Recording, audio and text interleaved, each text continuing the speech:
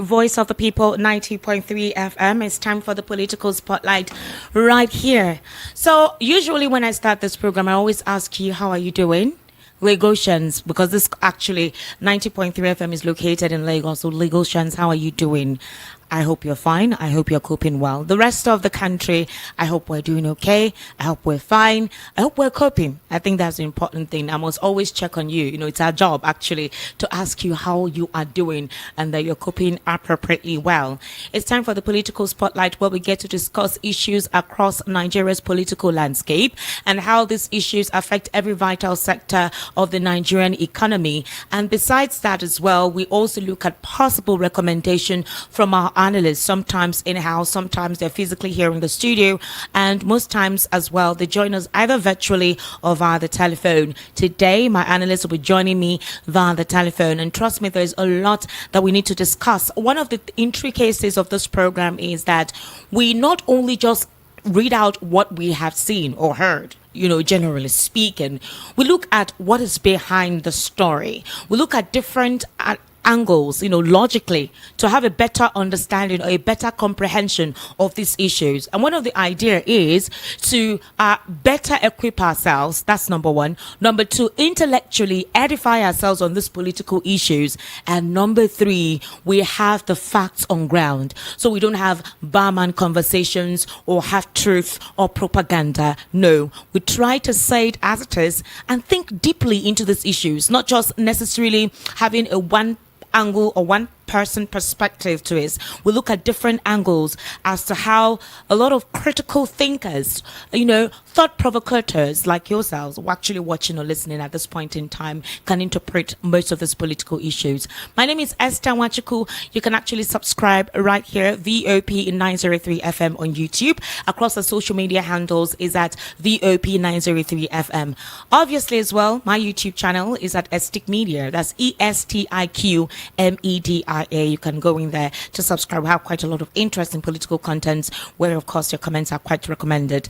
And social media handles, Esther Wachiku on X, Esther Wachiku on Facebook, Esther Nwaz on Instagram. That's ESTANWAZ. One of the conversations I want us to talk about today is concerning the supposed teenagers. You know, right now the government has called them teenagers who were actually brought to the court on Friday in front of Justice Obiora Iwatu, and where we saw some of them fainting. Now there's been quite a lot of development from that particular case.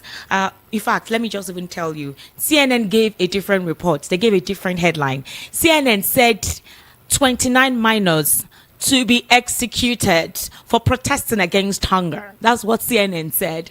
So that's the headline they gave, not knowing that there is an update to basically what the conversation is. The president has actually intervened. He has actually sent the case to the Attorney General of the Federation, who he has said is reviewing the case because obviously it was not within his jurisprudence initially. So he's looking into the case. Obviously, they've set up a committee. The case needs to be looked into this week. They're going to call those minors or supposed teenagers this week. Serap has given the federal government 24 hours, which is between now and tomorrow, to ensure that those children are released. The 20 minors actually have been hospitalized after detention in adult facilities. So these minors or teenagers were detained in adult facilities. If you saw what transpired that particular Friday when they were brought into the courtroom, they looked malnourished, they looked so thin, they looked unkept. It's almost like wherever it was they were kept, they were not properly looked after.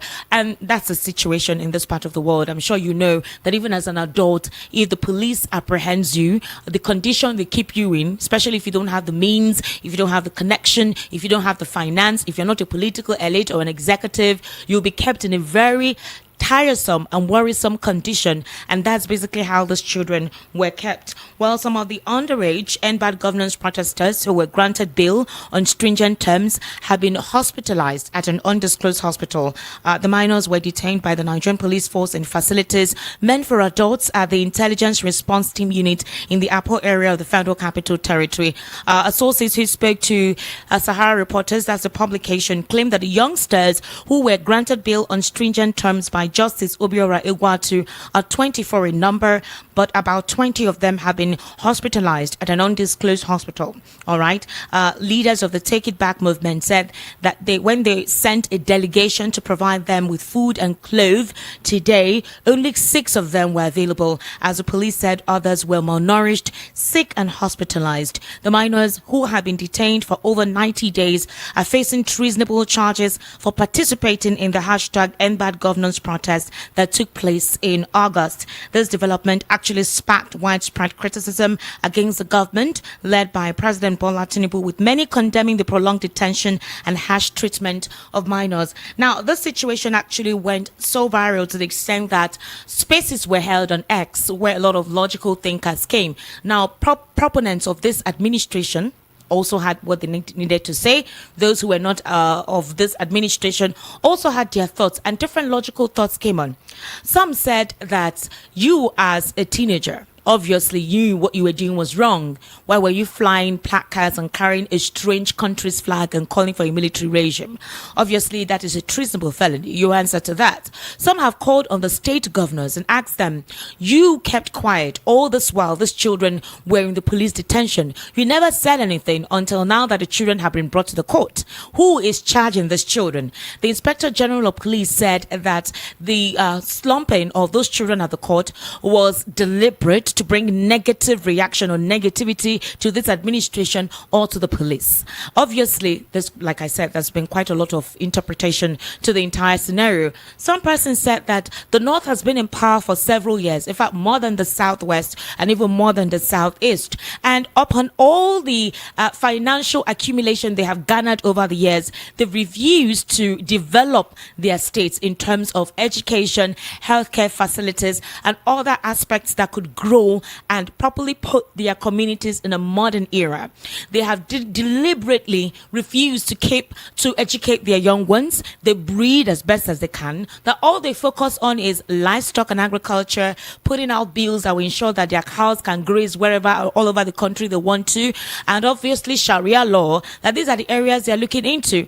Others have said that the administration of former President Muhammadu Buhari, during that period, the Northerners kept quiet. Nigerians went through insecurity, there was hunger at the time, there was also inflation, and that the Northerners did not say anything. They did not carry placards against his government. In fact, during the NSAS protest, the Northerners were not part of it. They stayed away and they kept mute. The Northern governors too did not participate. So why now are they shouting and crying out and saying that this administration is not what it is, or that the North will remember? Others say that this is a deliberate attempt to possibly defame this administration, depopulate this administration just because it's a Southwesterner that is in charge. The Northerners took 8 years, and that this administration will also take 8 years, and that they need to deal with it. Others now said, no, you don't reason like that. You don't tribalize this. You don't politicize this. These are children. Why would they be treated in such a way? Agreed, there's a juvenile court. Take them to the juvenile court. Carry them through the process, but grant them their fundamental human rights, access to proper health care, feeding, properly clothe them, they're well bathed, and all of that, rather than dehumanizing them. Others now said, why can't the police investigate who were the politicians that gave these children whatever amt, that is, whatever fund they gave? They said as low as 100 naira, they give these children, they induce these children with as low as 100 naira to do what they want to do. Others also say that the reason why they refuse to educate these children, specifically in that region, is for power, to gain power, and that's during elections. They use these children to vote. They use them to gain more power, gain more strength, gain more amp during, general elections. There's been diverse views to this whole scenario, but one important thing is this: these children ought to have been properly taken care of. They should have been brought to the courtroom looking healthy, regardless of the charges they have been put on, and that it behoves the Nigerian police to apply empathy in whatever they do. That if you want to correct people, you don't do it in this manner, you don't do it in this angle. But I want us to take a listen to the police prosecutor, the person prosecuting these children. All right, he had a lot to say in that regard. He mentioned quite a lot. He said they were adults. He said some of them are married, some of them have children, some of them have in-laws. And like I said, it's quite interesting to hear what the prosecutor had to say. I would like us to actually listen to him so we can have a better understanding of where we're heading to in the course of this conversation before I introduce my analyst on the program.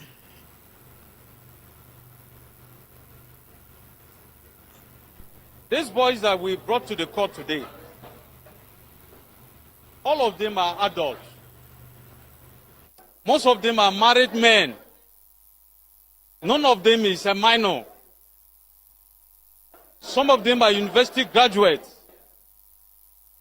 The small kids you are seeing here, they came with some of their parents to come and greet their loved ones. They are not even the real suspect standing trial in this case. These boys were arrested in Kaduna and Zaria. Imagine the level we find ourselves now. Do you know how much it costs us to be at this level of the democracy in this country? These young boys are trying to destabilize Nigeria using the Russian flags and other countries, calling on the military to remove our president. Is it fair to even remove the state governors, that they don't want democracy again? If you don't like democracy, are we forcing you? You go back home and sit. Everybody is enjoying their fundamental rights. Nobody is abusing their rights. Everybody is enjoying free movement, and everything's are moving fine in the country. These boys only for no reason. They started protests, violent protests with the flags. Foreign flags, Russian flags. Abba, is that what we want in this country? Don't mind the Defense Council. They will always say something to tarnish the name of Nigerian police. It's not true. In my own case, we filed charge against 43 defendants. And all of them were produced to the court today. All of them are adults. Forget about what they are telling you, that they are small children, this and that. Ask the Defense Council, do they truly know the suspect they're defending?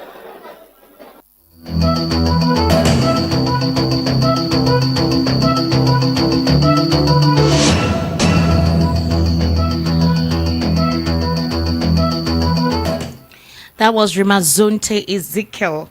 He is the police public prosecutor prosecuting these children. And you heard what he said. He said they're educated, they're university graduates, and they know what they're doing. They wanted to take over the administration. They wanted to bring down Tinubu's government. Everything is okay. Everywhere is good. Why would they want to actually, cause problem? Why would they want to overthrow the president's government when everywhere is calm? That they should forget what every other person is saying, that these guys, those who are defending them, do they know who they are defending? Are they sure of who they are defending?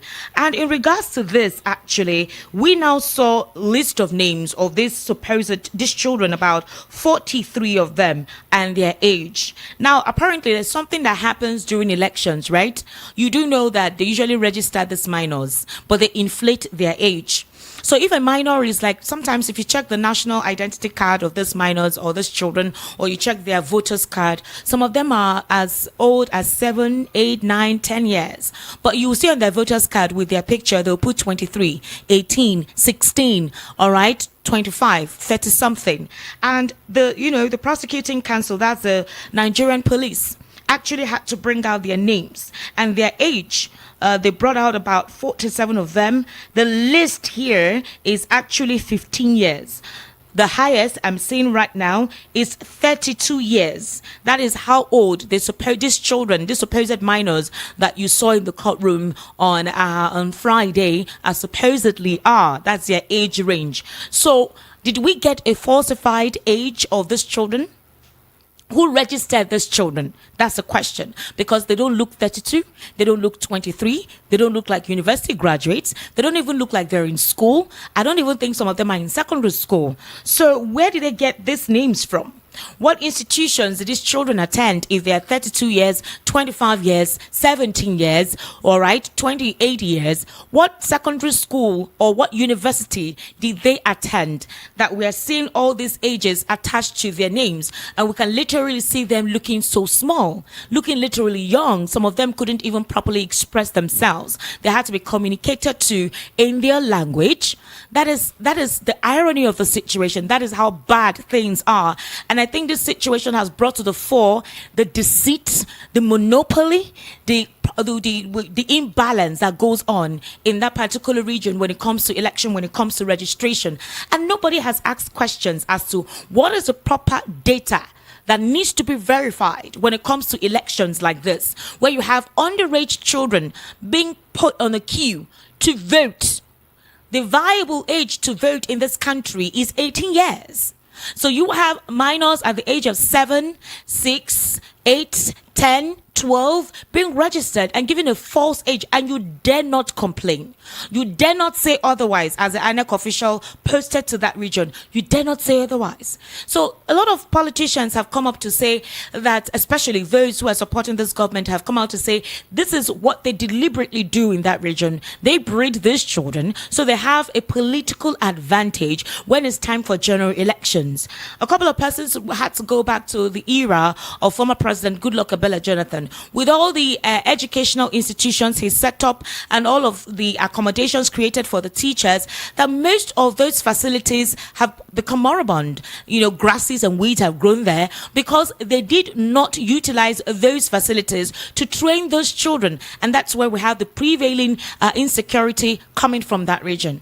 That's the question. So, but the question is this: the our judiciary, the Nigerian police, the process that it takes to try people in court, and the inhumane manner with which they treat people, not just these teenagers, even adults. That's generally how they treat people. You are guilty if the court says so. But before you have been declared by the court, I need you to understand that before you have been declared by the court, you are innocent. So why not treat that individual like a human being before they are convicted by the court? That's the truth. And there are quite a lot of testimonies, all right, to actually make that effective. Also, another thing I want us to listen to is Professor Sam Amadi, who actually had quite a lot to say concerning INEC and the Nigerian judiciary, obviously concerning the fact that if Nigeria needs to move forward, if Nigeria needs to get to where it wants to get to, it needs to get its institutions right, and specifically referring to INEC. Let's take a listen to Professor Amadi. The Nigerian democracy is at the verge of collapse. That's really only those who pretend that it's not about to collapse. And it won't just collapse. The nation might as well collapse with it. Anybody who has eyes to see, whose eyes have not been blinded by greed or over-involvement in the politics of this country, by now knows that there is a deepening loss of confidence in the electoral ballot or the ballot system or electoral system to help change government. The last election almost forecloses the possibility that with the current INEC, with the current structure and the current judicial setup, many people, many reasonable people would argue that there's no chance of removing a government that is not performing in 2027. And so I think that even if it was very urgent in 2022-23 to fight for electoral reform, it's actually more urgent now that there should be a coalition of civil society and political parties, especially opposition political parties, to take seriously the demand of real, not peripheral, real electoral reform. We're going to share our thoughts about what that real electoral reform means in a second. But let me say that the real point for us is Nigeria does not have all the options available to it. That's for real. Anybody tell you that we have is joking. if you watch the political events in the last couple of weeks, and if you also read the Guardian newspaper editorial of 2 days ago that the presidency reacted sharply to, what it points to is the fact that there is now, and there should be now, serious concern about the safety of our democracy. No matter where it happened, if citizens can block military vehicle and be urging for military takeover, the truth is the only attraction of democracy is that twofold. One, that democracy provides incentive for good performance. So democracy, through its peculiar incentive that people in office can be removed, help them to focus on promoting the well-being of citizens. So democracy's only merit, or two of its merits, that somehow, through that mechanism, it can create good outcomes. The second merit of democracy is that democracy can stabilize a polity. So if people are disputing on the right to govern and have free and fair process, then they will not invest in self-help and violence. They will invest in strategy to convince the people to keep an eye on the governing elite, to criticize them, so that they too will replace them through peaceful process. And that's what the Constitution talks about, democratic, that nobody should take over power except by democratic means. So if elections are no longer free and fair, if there's no longer confidence that the electoral system can allow you to change government peacefully, what will happen? Citizens will resort to unconstitutional means of getting to power. It's simple. And we can't close our eyes to what's happening across the West African continent. That we are surrounded by countries that failed to have free and fair election, and the result was military rule. That's a fact. That's a fact. That's what happened in Burkina Faso. That's what happened in Niger. That's what happened in Mali. That's what happened in Guinea at some point.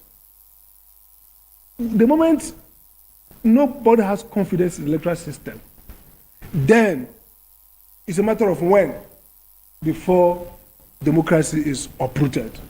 We talk procedure for election cases. Elections are like any other cases. There should be no reason why courts should overlook clear evidence of electoral malpractices under a very perverse technical rule. Secondly, judicial officers should issue judicial directions. Why should you have IREV?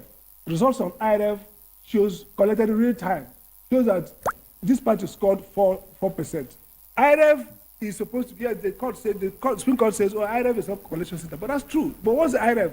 IREV is a system that gives you proof of actual counting, because they count at the polling unit, they sign off, and they upload. Collection then happens. And somehow you overlook the real-time capture of the actual result and use the many hours, many days collation with alterations and mutilations on paper. I have not seen where that happens. Now think about elections even in India, a bigger than us. In a day, results are out. It's electronically transmitted, real time. People know the result. In the US today, maybe how the result will go, we don't know. It may be midday, before 10 hours, before 5 hours voting started, they will declare result. There's no magic about this. How can you overlook the result captured real time? And then you allow results captured hours after with Biro. I have seen something like that. So I think there's need for judicial direction that says, look, the whole essence of election petition is to restore credibility back to voters. It's not for judges to do fanciful sorcery to declare winner or no winner. All right, you just listened to Professor Sam Amadi speaking there. And of course, you could hear him disclose to you the essence of having a proper judiciary and INEC, the reconstitution of INEC itself, stating that there needs to be an overhaul of how we conduct our elections and the process through which we conduct our elections, the need and essence for transparency. I'm sure he's referring to how things have gone at this point in time within our democracy. Meanwhile, the presidential candidate of the People's Democratic Party, former Vice President Atiku Abubakar, has revealed what he would have done differently. I told you that when this situation came up, there was quite a lot. The tribal sentiment went into it. Religion went into it. A lot of things, politics went into it. A couple of people said, oh no, especially the North. They said this time around, Peter Obi should consider having to partner with Atiku ahead of 2027. The Southwest says no. President Bola Ahmed Tinubu will stay till 2031 if possible, and nothing will happen because now there'll be proper data. It's no longer going to be like before, where the North thinks that it is with them that any individual needs to win. In fact, they said without the KKK states and Lagos, the president won. So who says that the North is needed to win elections? The North is not, there's just a certain margin, but not necessarily the North. So the North should not think that power unilaterally belongs to them because they were threatening that the North will remember. Others said, excuse me, why didn't you make all these statements during the era or the time of former President Muhammadu Buhari? You did not complain. You did not carry Russian flag. You did not wave Russian flag to say, oh, military coup. Despite all the insecurity challenges you guys went through, despite the economic hurdles Nigerians went through at the time, you did not go on any protest. You did not make any dissenting comment via the press. So why not allow President Tinubu to run his administration peacefully? You people are gaslighting. None of that is going to take place and all of that. Others feel that the reason why the supporters are confident is because they already have pocketed, the essential institutions that determine who actually emerges the winner during any general elections. Hiriwa had claimed that the All Progressives Congress has pocketed the Nigerian judiciary and they pocketed INEC, and that's why they are certain and brazen to declare that come 2027, the APC will win the elections again, and if President Bola Ahmed Tinubu wants to run again, he certainly will win. Hiriwa is actually calling on international communities to begin to see how we have been running our democracy. There have been quite a lot of back and forth concerning this particular case, a lot of twists, a lot of narrative around it, but a couple of people are not looking at the intricacy and the sensitivity of this case and how the international community or even the international media has portrayed it. Well, in regards to this whole situation or scenario, like I told you, the Attorney General of the Federation has intervened in the matter. Political stalwarts and opposition parties gave their own different views as to what has transpired. Timmy Frank is of the note that the president was heartless and that it shows there is lack of fatherly love in having to deal with this case being a very sensitive one. He said that if the president was sensitive enough, he wouldn't have handled this case of these children as it is, concerning that a couple of them were induced, and that what the police should have done was ask these children questions. Who asked them to go fly that flag? Who asked them to do what they did? But a couple of people will say juvenile delinquency has its consequences. So if you think that you will not be held responsible for your action, well, this is a country that has laws and rules. So you better do what you need to do by living by the law. Otherwise, you will face the consequences regardless of how old you are. And because of that, the uproar has emerged. Well, today I actually have one who will be joining me actually via the telephone. Are Oladotun Hassan. He's a political, national and social affairs commentator. He's also a legal practitioner, former NBA secretary. He'll be joining me via the telephone this evening to actually harness most of these issues, and he'll give me his legal perspective and most of the angles through which people have looked at this matter to see if it actually makes sense that this is how they're reasoning the situation. Also, Mr. Elvis Elimehele will be joining me as well via the telephone. Like I told you, unfortunately, my guests are not physically right here in the studio to help me respond to issues, all right, in the polity. All right, good evening, and thank you for joining me on the Political Spotlight today. Yeah, good evening. It's a pleasure to be the program. Thank you so much for joining me. I sincerely do appreciate it. Let's start off with the minors who were brought to the court on Friday. And then, I don't know if you listened to my intro. There's been quite a lot of narratives around it. Narratives stemming from the fact that the northern politicians should be held responsible for the state of those children. The fact that they were uneducated, the fact that they were told to do what they did and they did it. Others feel that that is the consequences for going against the law. The CNN has actually reeled out a headline by saying they may be executed because that's what it is to be charged with treason. So I need you to give us an insight. Others have tribalized the whole situation. They've made it a religious affair, a tribal situation, a political situation, the Southwest with the North and all of that stuff, the back and forth on X and social media, and how a lot of critics look at it. What's your take on it quickly? Well, the scenario that just transpired in the arraignment of minors at the Federal High Court Abuja is a disclosure of our lack of administrative prowess. Concrete due diligence investigations were being made. Proper identification and data capturing of our national identity programs, card registration. It has opened how the laws have been deceiving the entire nation, using minors to perpetrate electoral malpractices. It is also a disclosure of lack of proper judicial process to arraignment before a juvenile court by the arraignment falls short of reasoning, because by virtue of face value, what is called reasonable foreseeability rule, the prosecutor knows by his senses that those boys are minor. He should compare his own son or grandchild to those young lads and knows how much their mental capacity were. Because we live in the street society and a deceitful society, that prosecutor ought to be facing legal practitioner for deceiving all of us. It would have been better for him, judge, to understand, because judge within that state matter has jurisdiction to do over that matter, because those people are minor. They should even not be disclosed. Hello. The connection is poor now. I can't properly hear you very well. Can you hear me? Hello, Ara. Can you hear me? All right, I'll try to call Ara back because the network seems to be very terrible. Another thing I would also want us to look into is concerning Nyesom Wike. All right. He's another person that I know we will be talking about this evening. Hello. Good evening. Ara, can you hear me? All right, I'm trying to reconnect with him so he gets to continue with his line of thoughts.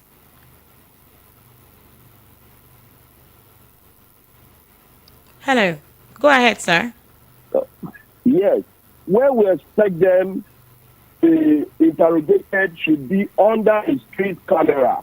They are not expected to be disclosed. That is the position of minor. They are supposed to be in a special juvenile court. Okay. And they are supposed to be remanded at a welfare center for rehabilitation, not for incarceration. Okay. So the totality was a big mess and a show of pain. To me, I see it as more premeditated in one way or the other. Premeditated in the sense that who sponsored the Russian flag? Who asked under what investigation? Is it he was not in full total control of that whole matter? The Attorney General, all these things were being done under his public, those arraignment and investigation in the law. Anti-terrorism law, or the same law of treasonable felony, is a capital offense. But those children that were arraigned were a total disgrace to the judge that awarded 10 million.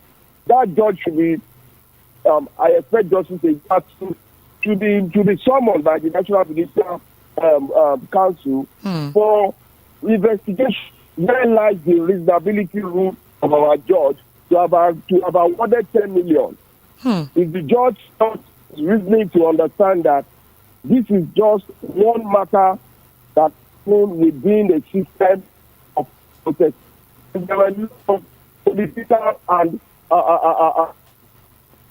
that address that process. And for records, the protestation itself was weaponized to project one of the cardinal things that we are seeing in the system today, which promoted the Russian flag, promoted the coup that the military takeover are coming. Also, we expect that in as much that Mr. President has summoned the authority, I expect Mr. President to declare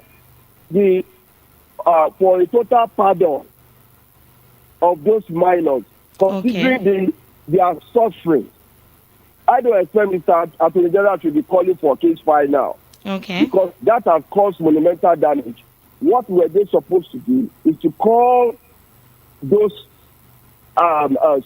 including those that are of age. You know, we have the minors and we have that are of age. What we expect is for a special address, President or the Attorney General to grant pardon and that those people be rehabilitated, while the same issue that called for the protest be addressed. That is the issue of poverty, the issue of political quagmire, the issue of the welfare of the citizenry, increase in inflation, the issue of the fuel, the issue of our medical, our roads. We have a lot of monumental issues that is still bedeviling us while we are talking about the distraction of court process. So, to me, in as much as a lawyer, for issues must be down under the criminal prosecution, this must have been based on the necessity. I will have asked Mr. President to instill and promulgate and declare pardon as far as discontinue and the Attorney General to enter into a non prosecution to discontinue the matter on the premise of necessity and the need for rehabilitation of those children. That justice way can be manifestly to be done. All right. Ara, here is another situation. Like I said, I told you that a lot of things have been politicized about this, and it's really terrible. It's bad. It's really, really bad. Why would politics come into this? Do you think that a couple of people feel that this is, according to the IGP, he said this is deliberate to send a negative narrative on the administration of President Tinubu and the Nigerian police? A couple of people feel that it's not the fault of the president, it's the fault of the northern political elites, that they deliberately kept these children like this to utilize them for mayhem or to use them for elections. Yes. So would you agree with that line of thought, that you don't blame the president, but you blame these individuals? Well, yes, I subscribe and I understand well that the North are not happy with this present administration, and they are doing a whole lot to sabotage and paint the government in bad name. Remember, the anti-governance protest started with the Northern Youth Movement. They brought out all the whole thing.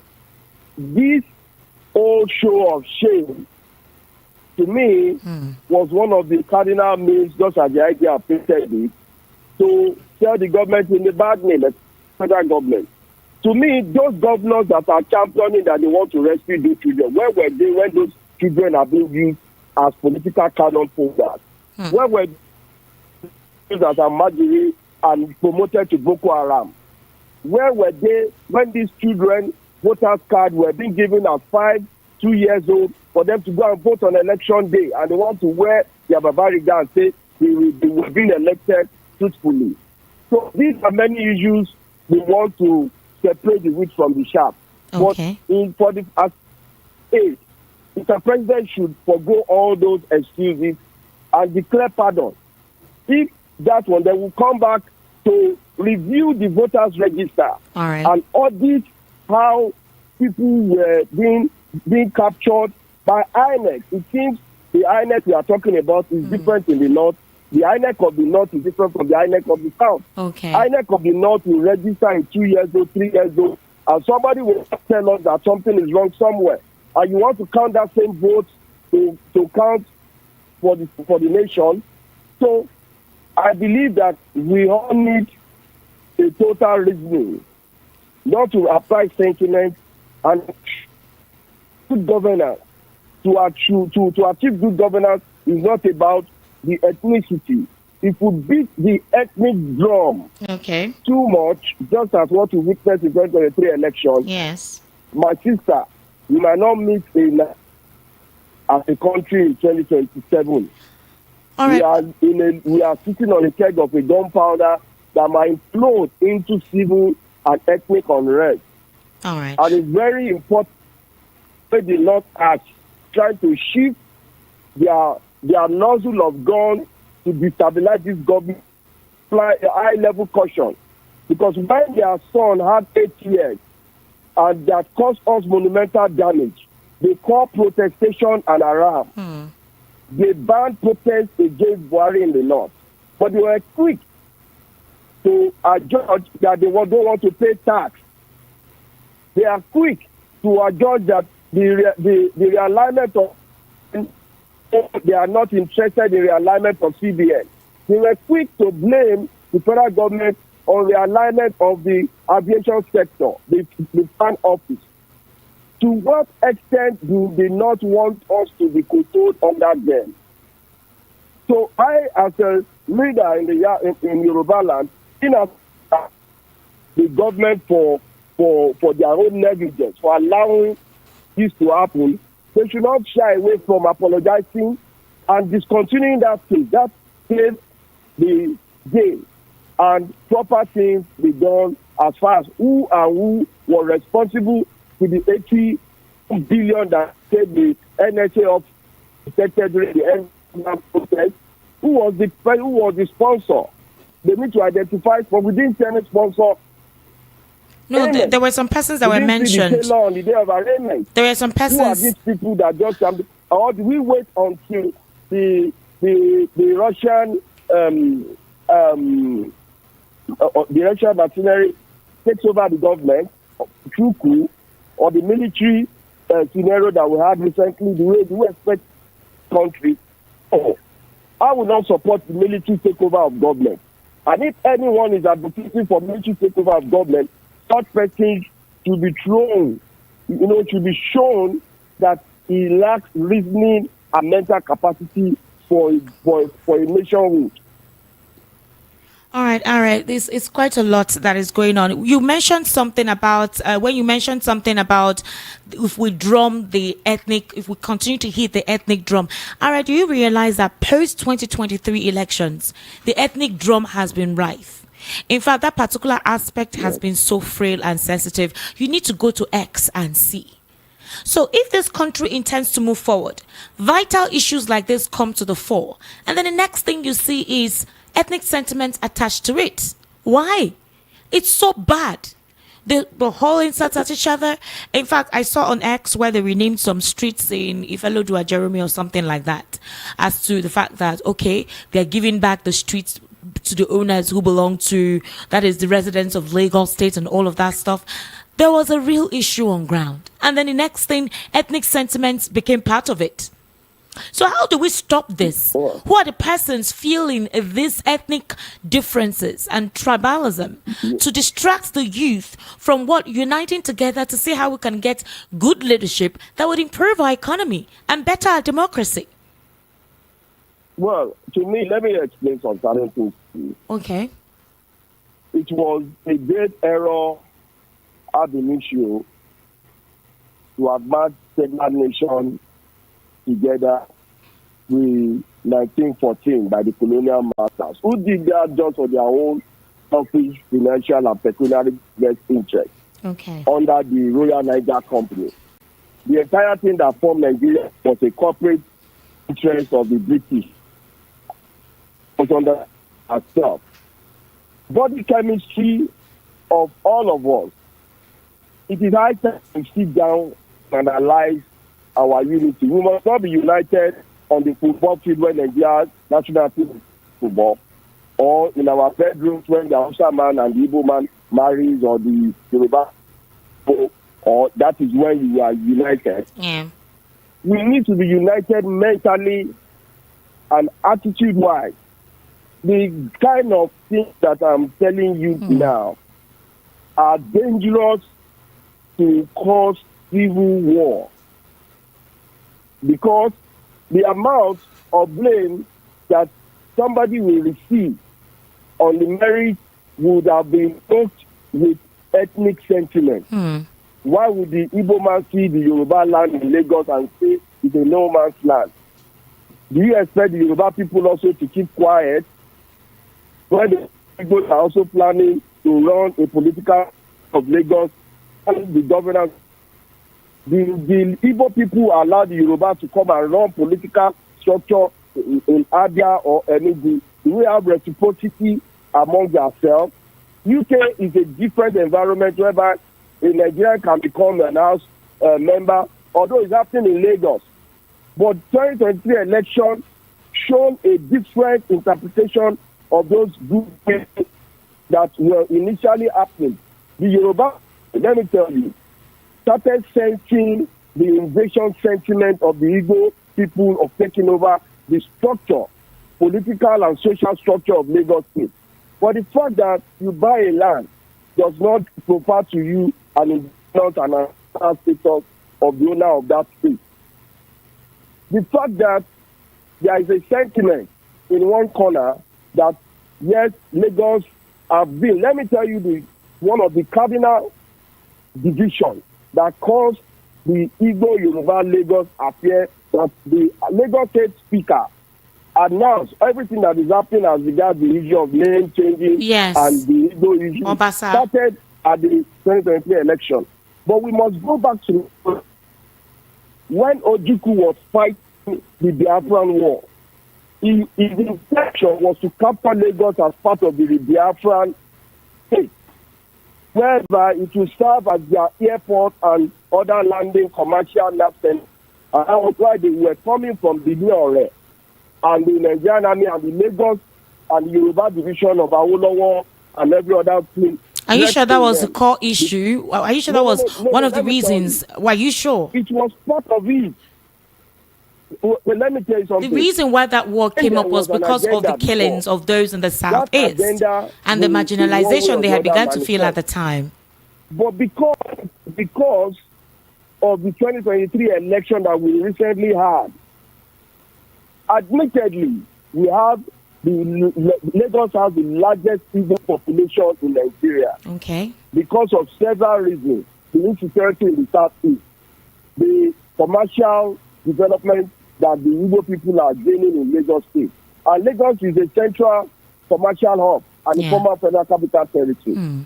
But the thing is that the indigenous rights of the people of Lagos and the Yoruba people are now becoming of a conflict in the 20th century. Coupled with the previous acrimony, political acrimony between the Zik and the Awolowo. Let me tell you, there are a lot of issues. The first coup of this country also set the Igbo race on one or two sentiments. Now, we are now in 2024. The issue of ethnic division, we need to address it highball to highball with the Igbo leaders. If you want us to live together as brothers. Aaron, with how you sound now, you sound like the division or the ethnic sentiments is coming from another region. I follow X a lot, and I see how a lot of these sentiments and where it comes from. So the question now is this. A lot of people feel there are some elites who are stoking or putting the heads of these young persons and using tribe to distract them from the core issues, which is the fact that there is hunger in the land, there is inflation, there is insecurity. A lot of things have gotten so expensive. Parents can no longer send their children to school. Infrastructure development has become limited, and quite a lot. There is underrepresentation. The affairs of the teeming populace is not being looked into. So that's the basic question.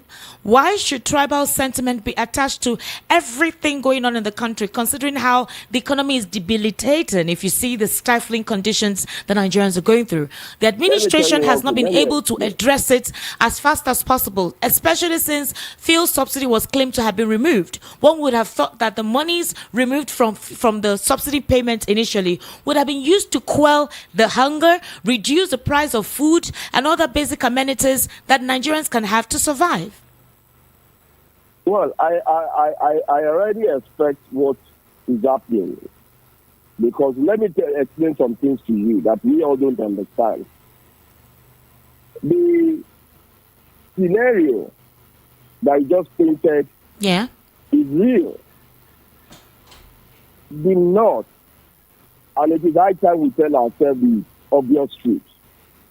The North believe that they are born to rule. They see power as their ancestral right, not to be negotiated at any age at all.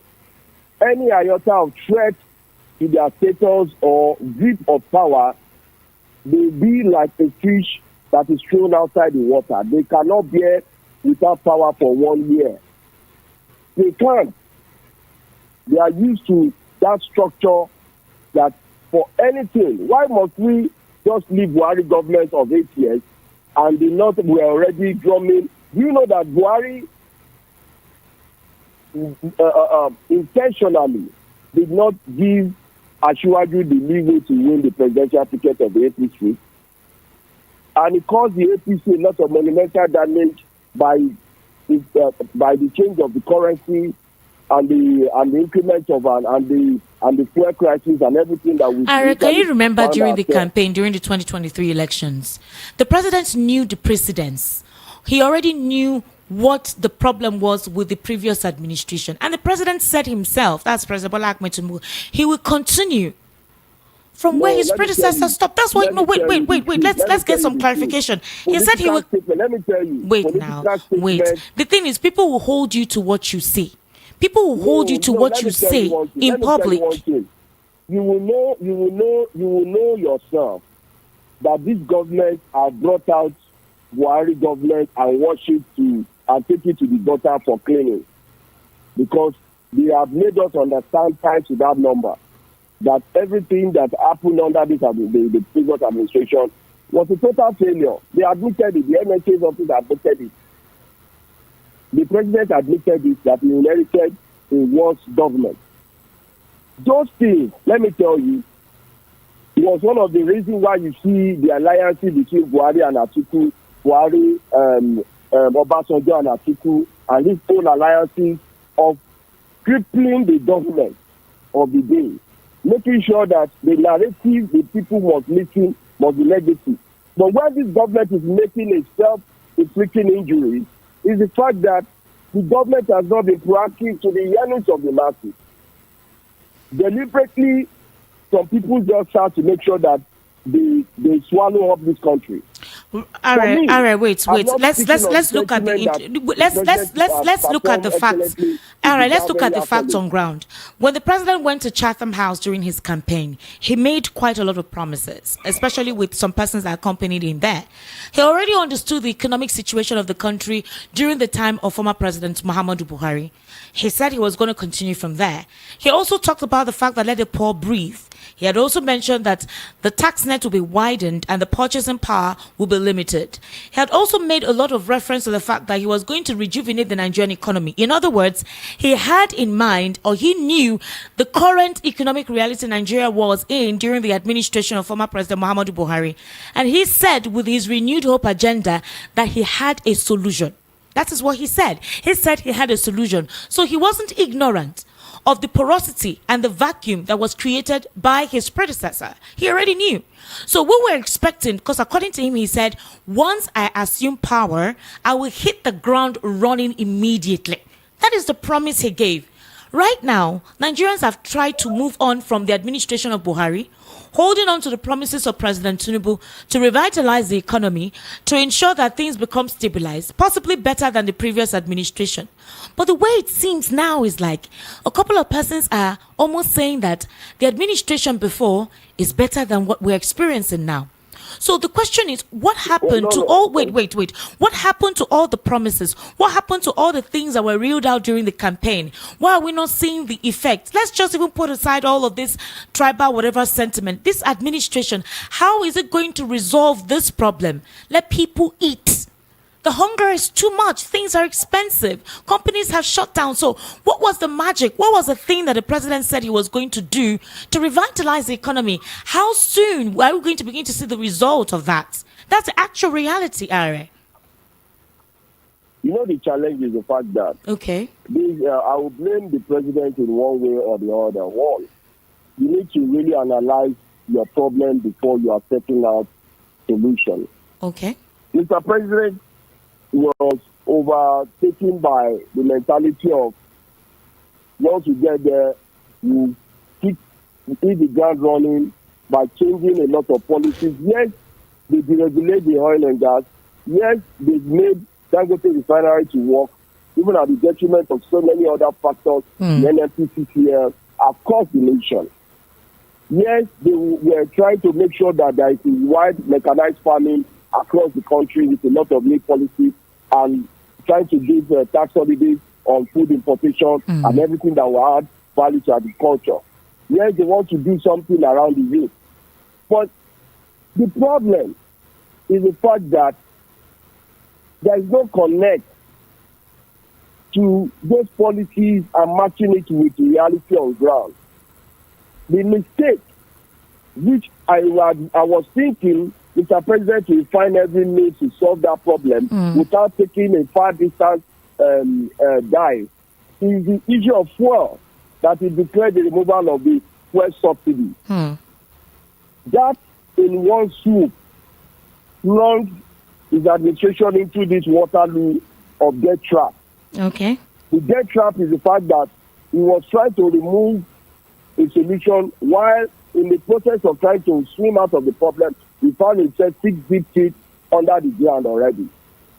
In that same scenario, he was having political uprising. From day one that he started the government, the sabotage internally of the government is more higher. We cannot underrate the fact that the president wanted to achieve.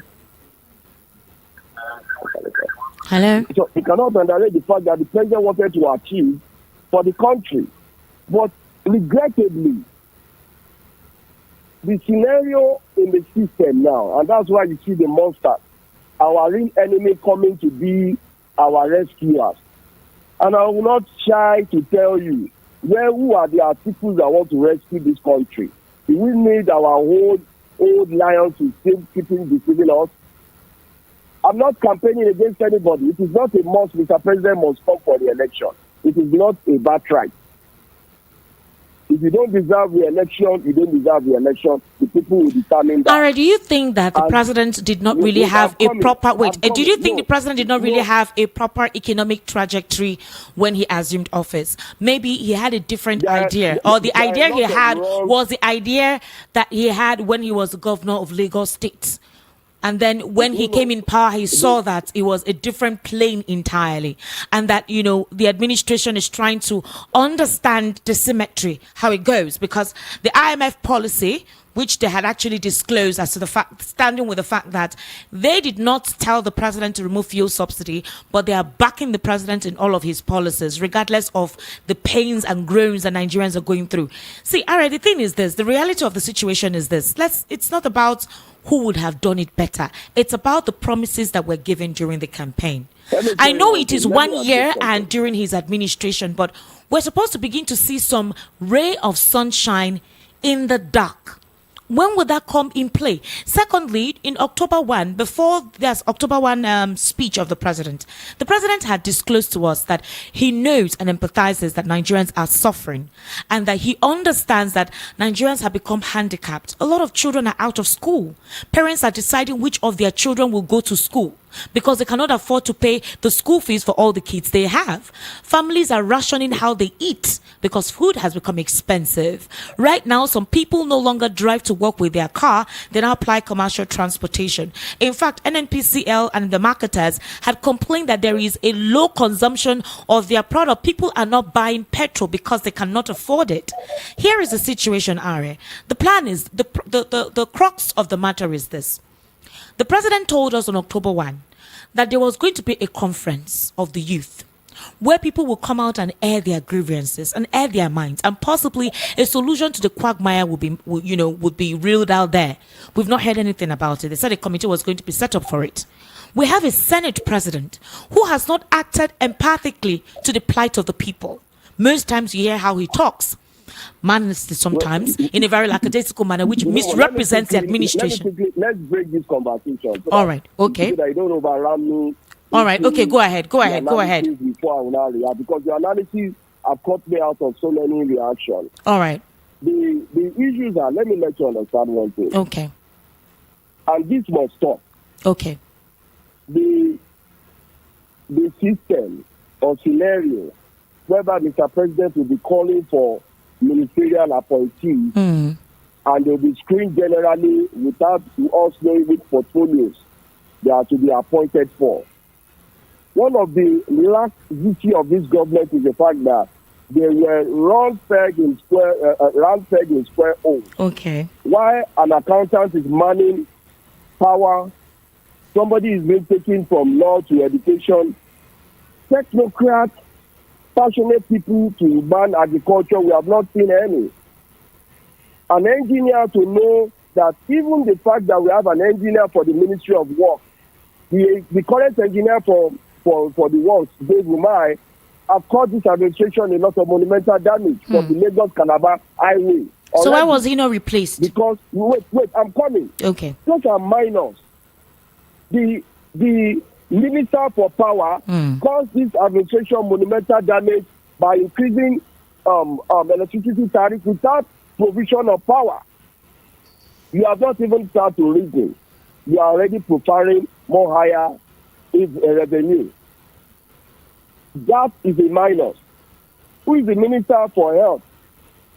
Has he been on the field to understand that there have not been proper structural development of our health sector? So Mr. President chose the wrong set of disciples. Let's soon admit that error first. The reshuffling was another counter error, whereby we expect Mr. President to reduce. I cannot hold grief for anybody, from the chief of staff to the presidency, and everybody must take the shared blame together. Okay. Enough for political sentiment. Because if the administration fails, they will only mention Tinubu's government fail. But the nucleus of failures are this set of people that just came into the government to siphon rather than service. Not averagely, I can bet it with you, majority of people in this administration just thought it's a bonanza. From the governors, they felt it was a bonanza because there was a removal of first subsidy and they get 5 times of their state revenue and nobody is asking them questions. Mr. President miscalculated, thinking that he will be able to work with every leg. But he failed to understand that he rolled on people's head to become the president of this country. Not all of them were aligned to succeed.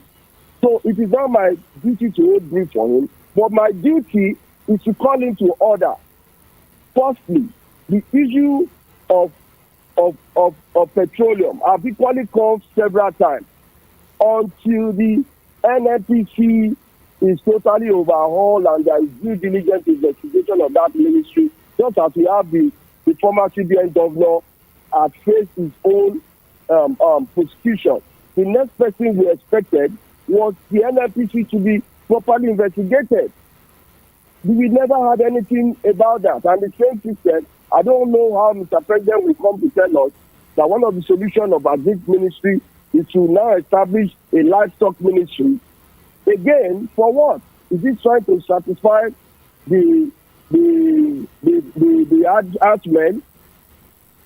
Agric ministry is enough to solve that problem.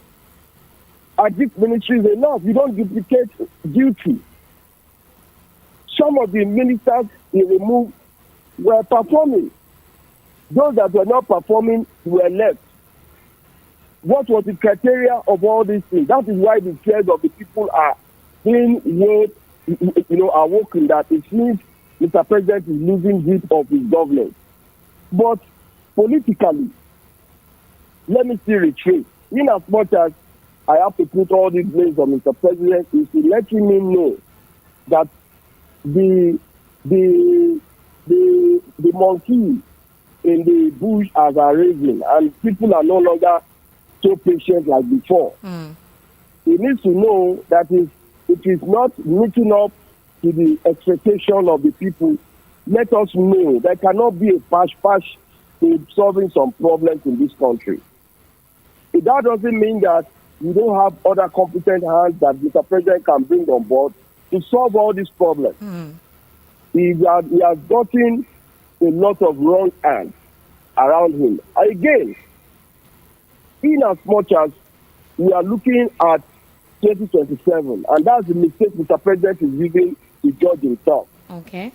Some people who are gaining around him are thinking to be sponsoring posters and thinking, yes, however they are going to do it, you can't muzzle 2023 or 2027 election. For the fact that all of us, we will definitely reassess all our candidates ahead of 2027. Young minds in this country must wake up. It is high time. Let me tell you one thing. It is high time we call ourselves together. I hope that the National Youth Conference Mr. President is calling, we will all go there to address the conference. That's the question. We've not heard any update about that conference. We've not heard any update about that conference yet. To solve our problem. But because we are too yoked with the sentiment of our ethnicity, religion, and political affiliation. All right. It is high time we speak truth to power. All right. It is high time Mr. President sees that what he's doing is wrong in one way or the other, and let him get problems solved with the Council of State, and let everybody be on the same page. All right. It's high time they not settle out of this fact that they are born to rule. Okay. Everybody will want to merit as far as this country is concerned. All right. So, in as much as there are issues, let me tell you, Mr. President do not have the antidote to solve the northern political quagmire. The only thing is to live with your faith. It is the only thing which I want to tell Mr. President, give us a new people's constitution before we leave. Give us a regional system that every region must own up to their resources and control their resources. Right. If you are not bringing anything on the table, don't expect everything to come to your table. All right. Now the issue of dragnet is being reviewed. The entire 19 northern states said no to the expansion of tax, which was part of the campaign promises of the president. It would have been an advantage that, yes, Mr. President is stepping on toes day by day. I don't expect those toes to allow him to survive. He has created one enemy internally, externally, even the system, everything is working against him. All right. In as much as he's wanting to convince all of us, he has failed in some certain areas. All right, hold on. Hold on. Communication. Yes, I want to introduce another guest. Mr. Elvis Salim Hele, good evening and thank you for joining us on the Political Spotlight. Good evening, Esther. How are you doing? I'm fine. I really wish you were here physically. But let's. I'm so sorry. I told you what happened. My car had issues when I was coming back from the church. All right. I'm already prepared to be in the studio live today. I'm so sorry about that. There's no problem. There is an issue on ground, and that's concerning the fact that with the protesters, that is the bad governance protest that took place on Friday and the aftermath and all the conversation that surrounds it, there's quite a lot of different opinion to it, which of course is one of the issues that is bedeviling the River State. All right. Now, a Niger Delta militia group, the Niger Delta Development Force, they have threatened to shut down all installations in the Niger Delta region. The group is saying that it would destroy the facilities if President Tinubu fails to caution the Minister of the Federal Capital Territory, Nyesom Wike, over alleged attempts to undermine the administration of Sim Fubara of Rivers State. And this statement was signed today by its spokesman, Justin Alabraba. The group expressed particular anger over an alleged plan by Wike to use a friendly judge to secure a ruling in his favor. The reason why the president is coming into this is that a couple of people feel that the president is amping Nyesom Wike. That is what is causing the upheaval in Rivers. Recently, you know, the court judgment that has barred funds from being allocated to the state government until a legally constituted National Assembly, State Assembly is actually conscripted, which obviously has to do with the defected lawmakers. We don't know where Fubara is going to get persons that will legally constitute a state National Assembly. Do you think Nigeria is ready for that kind of threat to take place? Nigerians are already suffering with the fact that they cannot afford the products.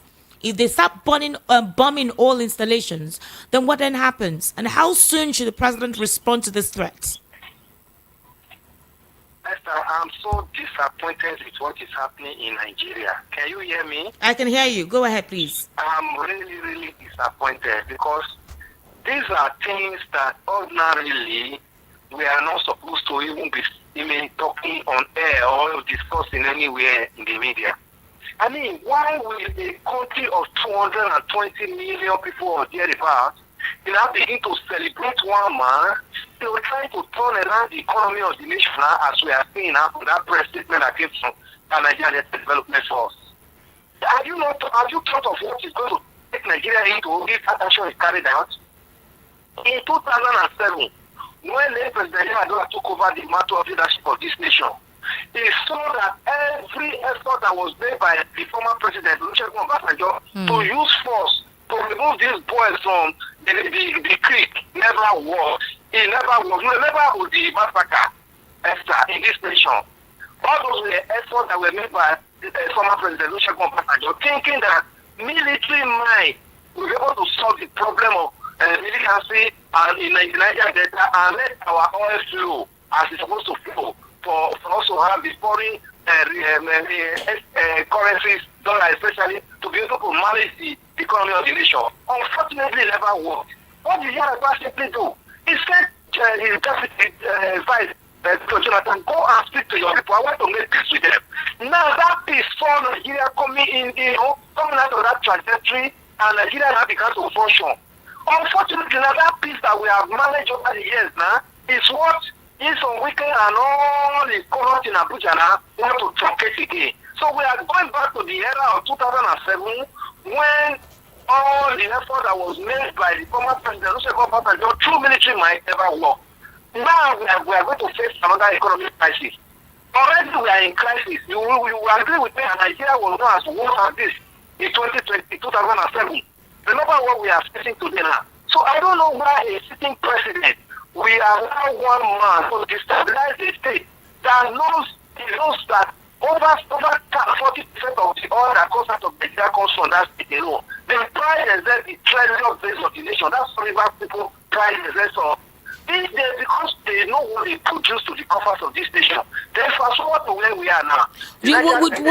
What do you think the president should do? Because a couple of critics will say the president intervened the first time, and he got a lot of backlash from Nigerians because they felt the 8-point resolution only favored one person. Others also believe that the president is amping Nyesom Wike with whatever is going on in Rivers State, possibly because ahead of 2027, they want the state to be delivered again to the APC. Others feel the president should stay out of it so long as there's no anarchy or chaos in the state. But the question is, what more would the president do to resolve the quagmire there? They had complained that the FCT minister has not been active, that he ought to have been replaced. 7 new ministers will be inaugurated tomorrow. So why has that minister of the FCT, who has been in the center of the conflict in Rivers, not been replaced? Is that something that he has over the head of the president? Or could this be that, as a lot of speculators are assuming or alleging, that the president has a hand in what is going on in Rivers? Will the president be comfortable if one of his states is not stable? That's the question a lot of Nigerians are asking. Esther, the former intervention of the president, I don't want us to mention it at all. Because it was so biased, it was just so one-sided. I mean, Fubara played into it and finding it because Fubara actually wanted peace. But unfortunately, the initiators of this trouble in Rivers do not even see in that manner. Everybody was like, why would Fubara sign this? Everyone was condemning him and calling him a puppet governor and all that. But people to the extent he went in wanting peace for it, it has never rained. He even got back to Rivers and recalled all the commissioners that left that time. Remember, he recalled them, they came back to the continent, he went to court and withdrew all the court summons we have in the court, he withdrew them. Yes, the people who are selecting it are seeing him as, okay, it's our time, we must override him as the governor. Oh, let me tell you, the president is sincere in making peace in River. He knows what to do. There are very genuine elder statesmen in River that are supposed to be consistent. Let the president be on fire. The president is not even supposed to be part of those that will settle the Rivers matter. The Rivers people are there who knows where the issue is pinching them, who they are the court has just issued that they should be seized. These people are people that will bear the grudge. These people are people that will come their souls together. I said, we can, it is 44 people about telling me the truth. We say, come, you have had your 8 years. Leave this young man, the governor that you brought in, to have his own tenor as well. If he doesn't do well, in 3 years time, as a case will be, they've already done 1 year plus now. The reason people will decide whether he's going to come back or not. Not weekend. They sitting in Abuja, they're throwing tantrums, throwing stones, to destabilize the state he has just left. What are we talking about? He has brother, he has sister, he has family, he has elderly one who are in that state, even though he's enjoying his stay in Abuja. Who is the resources of the state is today? The economy of that state will be grounded. Have you thought of that? Who is he happy? Who is his fashion happy? Why is the government, cycling around the economy of and the peace in River State around one person just because you want to end a political position? What does the wicked live by structure? You have structure that kept you for 8 years. You want to elect for first time and second time. Yes, the structure favors you. Now, you have also used your structure to bring in this present governor, Fubara. If your structure, if Fubara is so satisfied with your structure, he will keep it. If he's not satisfied with it, he will do some amendment. He needs to make mistake and let him correct himself. If the mistake pays him, no problem. He doesn't pay him, the people will take him out. This is not because he has a peaceful place in Abuja to say that he is doing this. This weekend was in Port Harcourt, River State. Do you think weekend would have been able to be coming up with all these manipulations that are centered around him? Then the president has to people come into order. He's an employee of the president at the moment. All right, Mr. Elvis. Mr. Elvis. All right. All right. Finally, before I let you go, because we need to take phone calls and read out some messages. All right. Do you know that as at some weeks ago, right, 40 houses were launched for judges.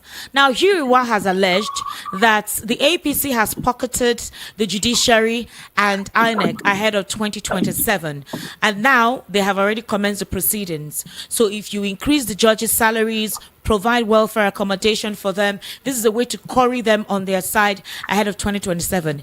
Is that what it is?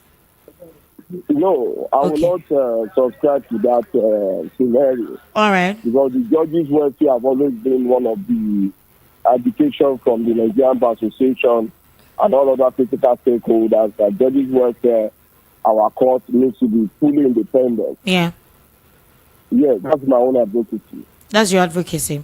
All right. Yes, in as much as we have find ourselves in a system whereby everybody takes money from the executive, including the legislature, the judiciary.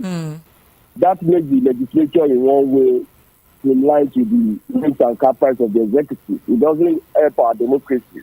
Go to state, go to federal, go to any level.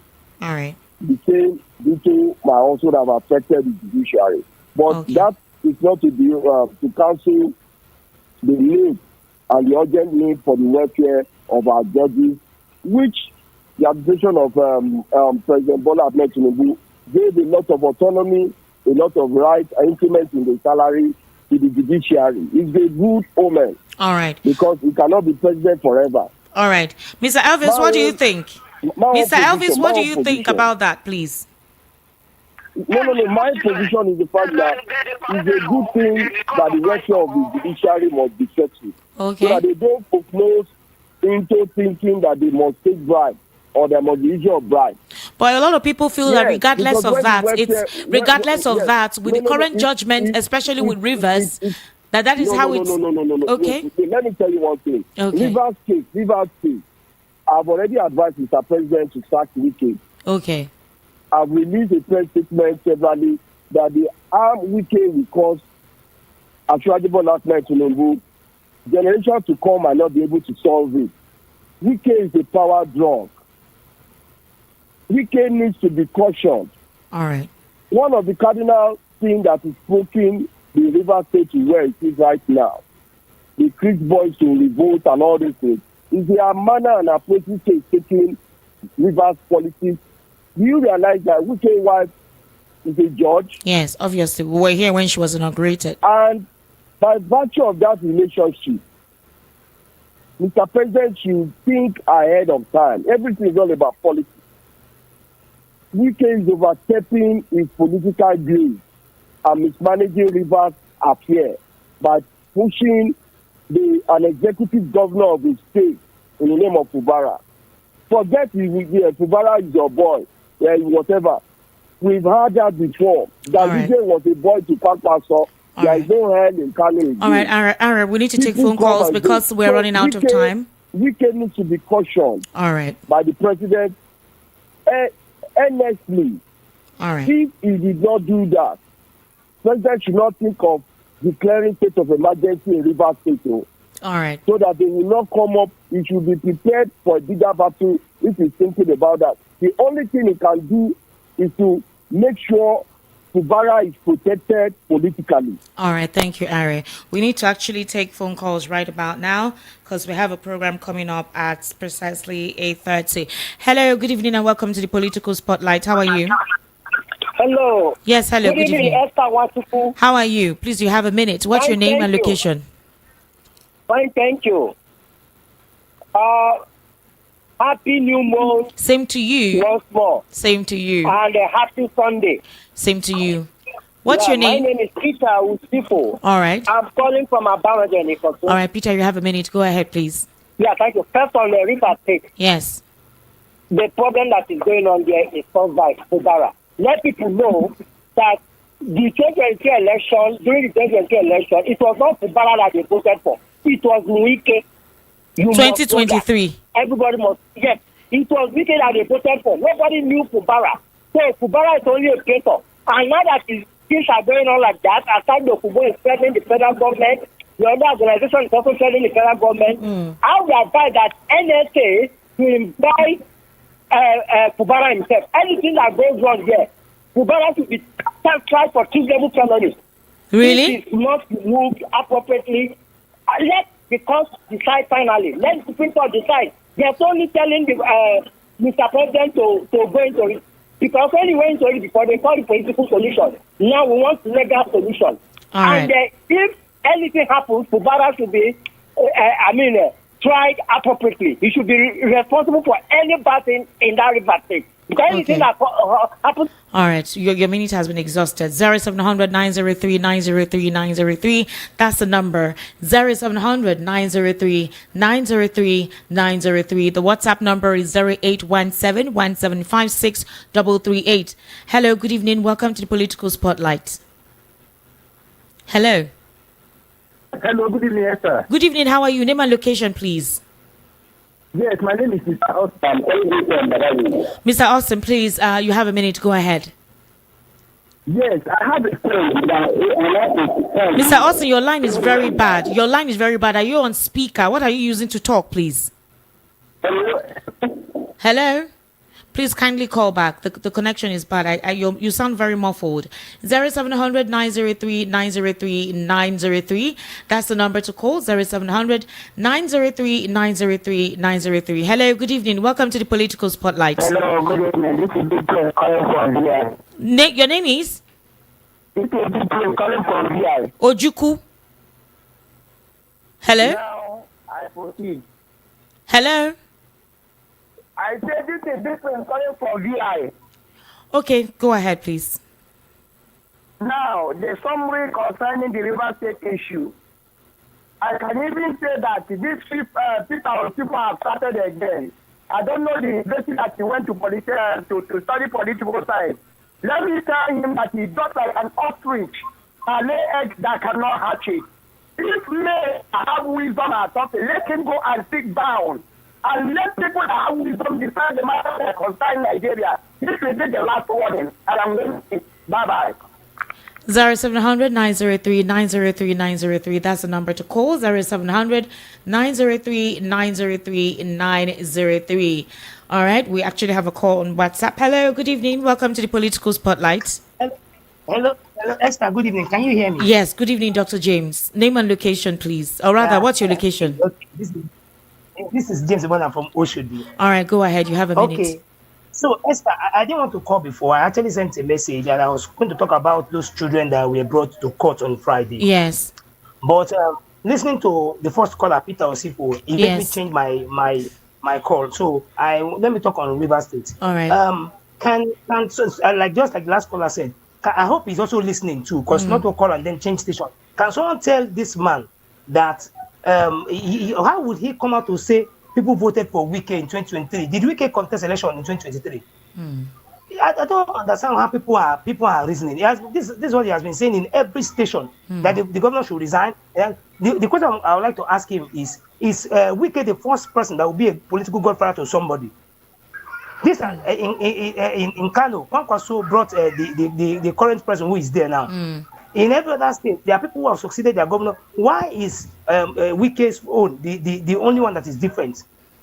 The constitution states that those lawmakers who defected, it is in the constitution, and they saw affidavit, an open affidavit, everybody saw it, that they defected, and now they refused because they thought that the governor was going to move with them. They refused. Now nobody's talking about that one. Now the court again is coming up with the judgment that this judge gave on this female judge that gave Joyce gave a judgment that is already before the Supreme Court.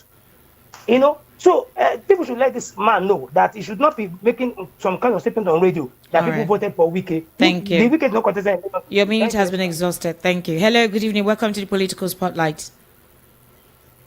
Hello, good evening. Hello. Well, that connection is very poor. 0700 903 903 903. That's the number to call. And the WhatsApp number is 0817 1756 338. That is the number on WhatsApp. Let me read out some messages right here. Barua Said says, good evening, Esther. The arraignment of the minors for treason by T-Pain's government is a sorry case and show of shame. He has once again demonstrated his toga of being heartless and soulless to have punished such kids old enough to be his grandchildren. My advice to T-Pain is to discontinue with this case for his own good. If not, he will regret his actions, as his battered image both locally and internationally will be irredeemable and might consume him. All right, Barwa Sahid. Nigerians should learn how to address each issues objectively. Many of these so-called minors are foreigners and actively involved in Nigerian politics. They all have voters' cards. This is one of the weapons the North always use against the South. Let these serve as a detriment for those who are planning to repeat it come 2027 election. Abidin from Bagada. All right, thank you, Abidin, for that. Okay, Esther, good evening to you. Which Southwest is yearning for Tinubu in 2027? This is a daydreaming. If Tinubu allows free and fair election come 2027, not the Edo version of elections, he won't get 30% of Yoruba votes. In 2023, he got 56% of our votes. This time around, with clean elections, he won't get 30%. This is from Sarah Fadin Ajao. Esther, your guest is subjective in his submission. He is not speaking on behalf of the Yorubas. He is a Tinubu distraction agent. Sarafa Ajao. Wow, Sarafa. Hey, good evening, Esther. Next time you bring this guest, I will stop listening to your show. Anna Paul from Coca. Anna Paul. It is important for us to have diverse views and diverse perspective to issues, and then you come to your own logical conclusion. All right, you cannot streamline the persons that can come in to give their own perspective to issues. And basically, based on the questions I asked, I'm sure you heard. Okay, so tell me what you think based on what he said. If you disagree with what he said, write it out here. Let us know. That is why it's an intelligible conversation. All right, eloquency is what is required. Hello, good evening. Welcome to the Political Spotlight. How are you? Hello, Esther Watchkude is to call you from Freetown, Sierra Leone. All right, good evening, sir. Welcome. You have a minute. Go ahead. Yeah, Esther Watchkude, I just want to debunk your guest that you bring. Which one of them, please? Yeah, the one that is speaking about you were calling him Ore or something like that. Oladosun Hassan. All right, go ahead, please. Yes, please. Anytime Nigeria is going down to the stream, down to the abyss, Igbo man wants to rope into it. Why? Anytime Nigeria is going the wrong way, Igbo man wants to bear the brunt. Okay. Listen, is Igbo man ruling Nigeria now? Give your reasons why you think the Igbo man is, which Igbo man is bearing the brunt. I need you to be specific, no, please. I said anytime Nigeria is going the wrong way, Igbo man wants to be in the right. All right, so give examples, please. Give examples, please. We don't want ethnic diatribes here. I'm coming to an example. All right. Let's acknowledge that Tinubu have failed. Why is the man you brought here saying that Igbo people are saying that Lagos is no man's land? Can he bring me a video where he can say, let us see where Igbo man gathered and said that Lagos is no man's land? Igbo people does not take what does not belong to them. We can buy, we can negotiate and buy. We does not take any land which does not belong to us. This is a propaganda for the Christ. That is why somebody like me, we always come to this channel and debunk anything they throw against my people. Okay? Igbo people voted Obasanjo. Igbo people voted Abiola. May he so rest in peace. Igbo people voted all the whole ethnic president we have getting in this Nigeria. But just because Peter Obi won Lagos, since Peter Obi won Lagos, the 2023 election, Igbo people have never been at peace in Lagos. Why is this thing happening? And we're here talking about tribalism. Can't you see the heavy tribalism that is coming? And either like that, we are thinking how we are going to make sure that all this thing stops. And he's telling us that Igbo people always say that Lagos is no man's land. Bring the video and let's see the people that are saying that Igbo man is no man's land. This is how. Your time is going. You're shouting. You're shouting. You're shouting. You need to calm down. You people, you're shouting. We are born in Lagos. Allow us that we are full Igbo to debunk these people. You have already done that. It's okay, and don't shout. It's okay. Your minute is exhausted. Please, all right. It's supposed to be a minute so we can take other calls. All right, sisters. Thank you so much for your debunking, and thank you for giving us your perspective and clarification. 0700-903-903. Hello. Good evening. Welcome to the Political Spotlight. Name and location, please. Hello, Esther. Yes. Good evening, sir. Name and location, please. My name is Daniel. All right, Daniel. Yes, I'm speaking from Lagos.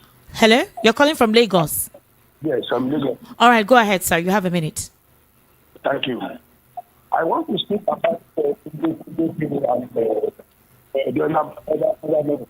governor.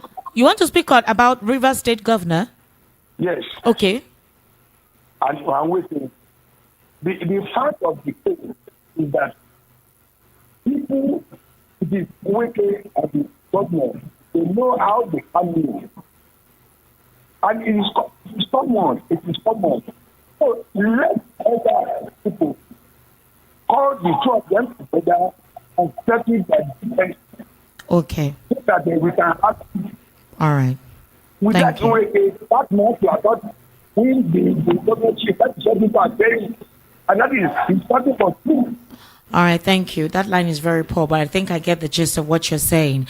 Good evening, Esther. Solomon Asika from Mushin. Please, your analyst today is having glitches with his speech, trying to avoid the truth. We all know those who started the tribal bigotry against one particular tribe. The present president said he will continue from where his predecessors stopped and trying to turn the history of the Biafra war to blame Ojukwu, trying to take over Lagos. But let me ask him, it's not war. War is war. Okay, is this statement complete? Please try and complete what you wrote, okay? It doesn't sound complete.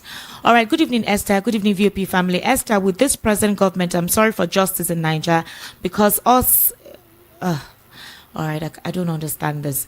Evening, Esther. Watching AIT News. Some weeks ago in Abuja, the president launched the approval of 40 houses for judges, in which the CJN was there to commission with Wike. Remember, they just increased their salaries 300%. Like they say, loyalty for this government is cash and carry. Objection and mortuary. Everybody gets agenda.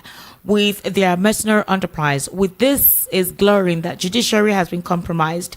They say he that plays the piper dictates the tune. So this is to say, case study, River State judgment. If you have any case against APC government in elections or any form, you won't get justice. All right, that's quite long. Okay. This is from, you didn't put, okay, Dyer from Fagba. Dyer, thank you very much.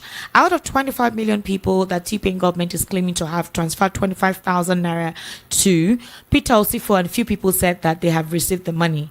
Chairman from Agbara. All right, thank you, Chairman, for that particular message. Okay. RS at the North wants to sabotage the government. But when same Northerners, old and underage, voted for Tinubu, did he condemn it or call for cancellation of votes by underage, even when it was clearly displayed on the INEC portal for all to see? Come 2027, these same people lambasting the North, I hope they keep the same tempo. If Are Oladotun is saying protest was banned in the North during Buhari's time, are you aware that there are posters in Abuja and in Lagos, Amuwa Odofin local government, where a poster pasted on the wall is saying "Say no to protest"? The arrest of minors where they were arrested by the state governors. Did the FGO police not deny having them in custody? So why is your guest trying to twist facts? Ara has never hidden his ethnic bias and tribalistic reasoning. All right, Ara is going to have to respond to all of this. Hello, good evening. Welcome to the Political Spotlight. Hello, good evening. Hello, good evening. All right, please kindly call us back. We have just 2 minutes. 0700 903 903 903. That's the number to call. Hello, good evening. Hello, Esther, good evening. Good evening. How are you? Fine. Esther. Paul from Iba, long time. Thank you so much. I call, you know they pick my call. So sorry. Please, you have a minute. But you are doing great and I'm enjoying it every Sunday. Thank you so much. Go ahead. You and your boyfriend, Peter Osifo. Please, I'm not is not here. All right, go ahead, sir. This man said that Biafra is coming to take Lagos. It is too bad. Okay. I know that this man is Gen Z. He was born after the war. War ended 54 years ago. So let's just forget that one. First, where are the northern senior advocates? 200 of them that went to bail the killers of Deborah Samuel. 200 senior advocates in the north. The children are, which shows that these people are Islamic extremists. They don't care about lives. Look at what their children. We're talking about 40-something that they brought to court. If you go to the prison now, you will see they are up to 1,000 there. Okay. They are dehumanizing. Inside all those big fences now, children are locked. Some are in chains. In bondage. All right. The government needs to do something. All right. And concerning rivers now, you are talking about pipeline. Pipeline. What are we enjoying about pipeline? What are we? They have sold the oil. So if they destroy the pipeline, it will not affect us because the government has collected the money in advance. Do you understand? So God bless you, my sister. Thank you very much. All right, we need to wrap up now.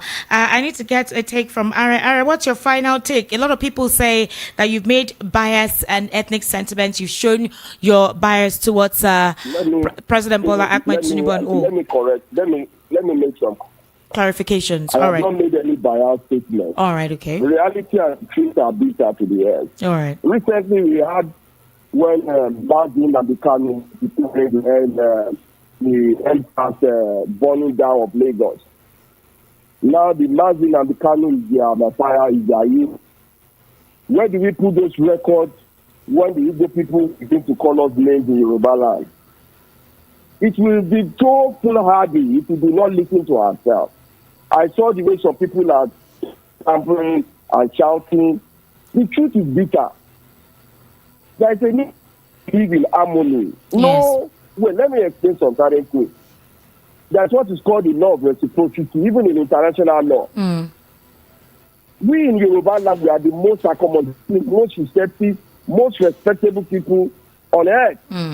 Go to anyone, check it.